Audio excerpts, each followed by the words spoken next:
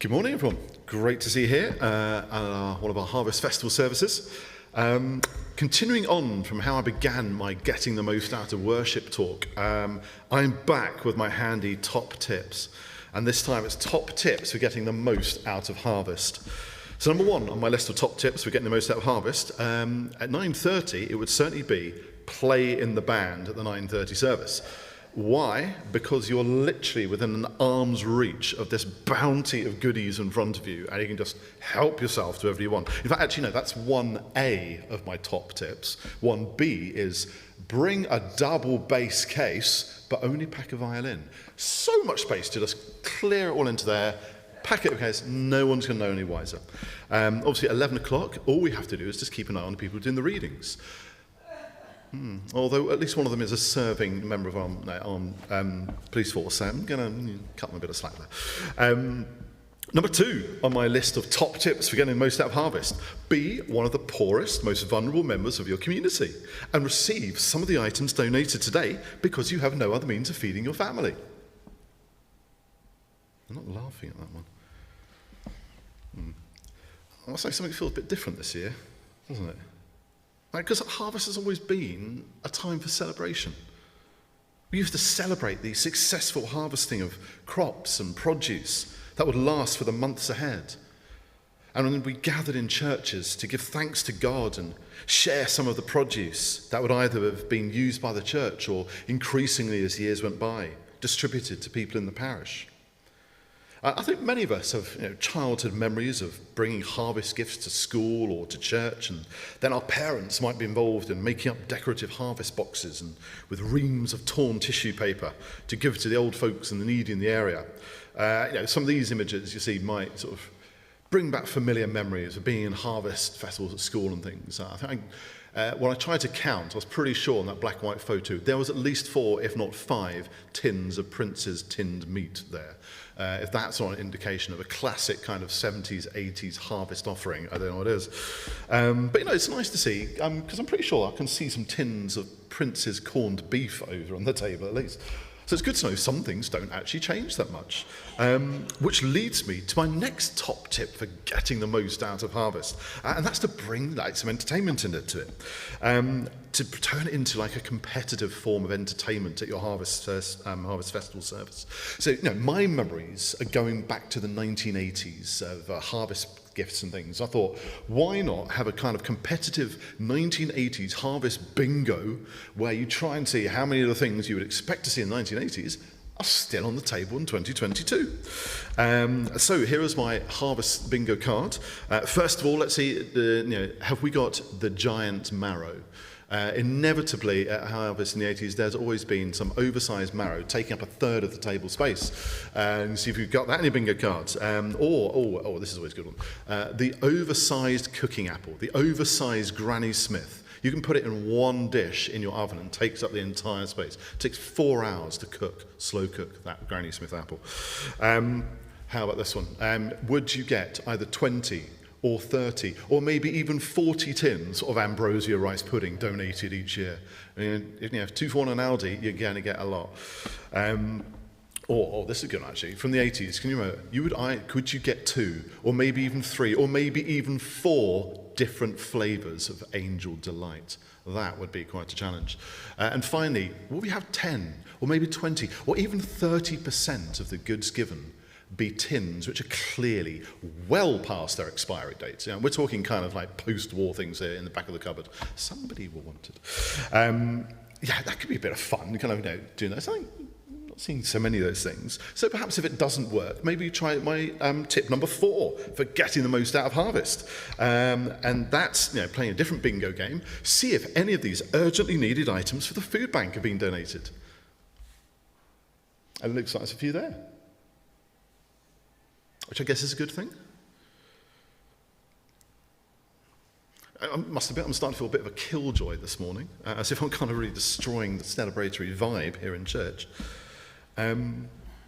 Well, if you are thinking that the vibe has gone down a bit, then it's time to turn to my top tip number 5 in my list of top tips for getting the most out of harvest. And that is to bring the entertainment back into harvest.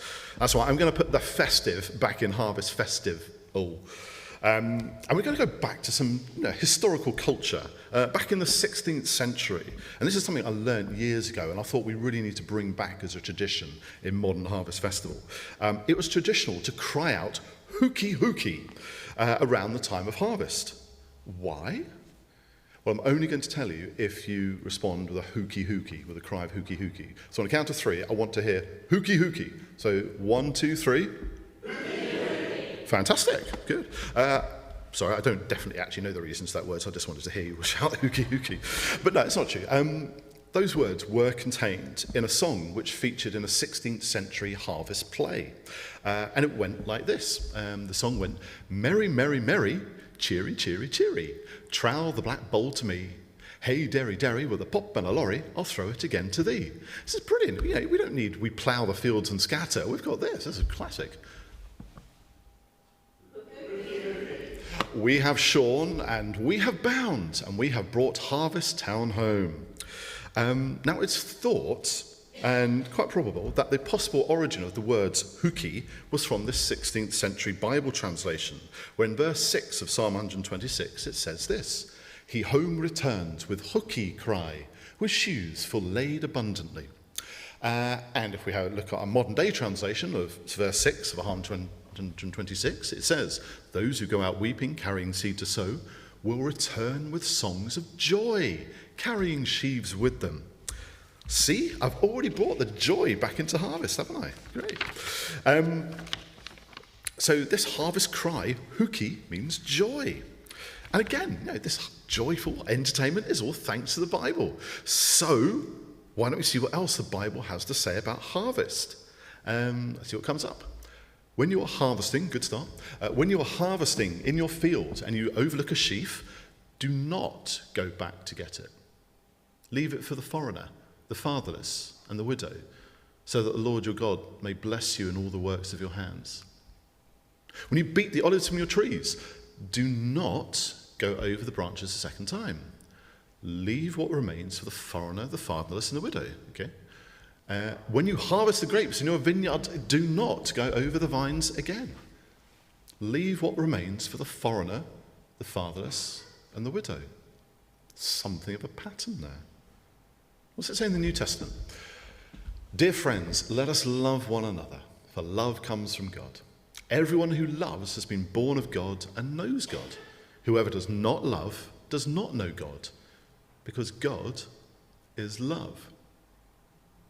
And so we know and rely on the love God has for us. God is love. Whoever lives in love lives in God, and God in them. Whoever claims to love God, yet hates a brother or sister, is a liar. For whoever does not love their brother and sister, whom they have seen, cannot love God, whom they have not seen. And he has given us this command: anyone who loves God must also love their brother and sister. Everyone who believes that Jesus is the Christ is born of God, and everyone who loves the Father loves his child as well. This is how we know that we love the children of God: by loving God and carrying out his commands. In fact, this is love for God, to keep his commands. Sometimes I really do think there's actually no need for someone like me or Stephen to be up the front delivering a sermon, when the Bible just says it all so well, so obviously. And it's hopefully not too difficult to see where I've been going with all this morning. Harvest has always been a time for celebration and giving thanks to God. But as we see in those Bible verses, it has always also been a time to remember the needs of others, of those less fortunate than ourselves, and to care for them, sharing with those who have little what we, by comparison, have in abundance. And the whole of the reading that we heard earlier from 1 John 4 and 5, I think it contains some of the most beautifully written verses in the whole Bible. My wife and I even had some of it read at our wedding. But today, on Harvest Sunday, those words are deeply challenging, are they not? They are so simple and obvious, and yet also designed not just to encourage, but to disturb, to provoke a reaction, a response. If you love God, then you must love those around you. This is how we display the marks of faith, of being Christians. And at this time of year, we are massively challenged to give, to share, to provide aid to people in situations we've not had to face ourselves. And we hope to God that we don't ever find ourselves in such desperate need. And yet if we did, we also hope to God that the people around us in church today would help us. This year, all of our donations, both the food and the financial, are going to support Kingston Food Bank. Does that bother you, that we feel compelled to do that? Does Harvest feel almost a bit more political this year because we're choosing to support food banks? Because I'm happy to tell you now, it bothers me that that is the reality we are in. Food banks have started to feel like a new branch of the emergency services almost.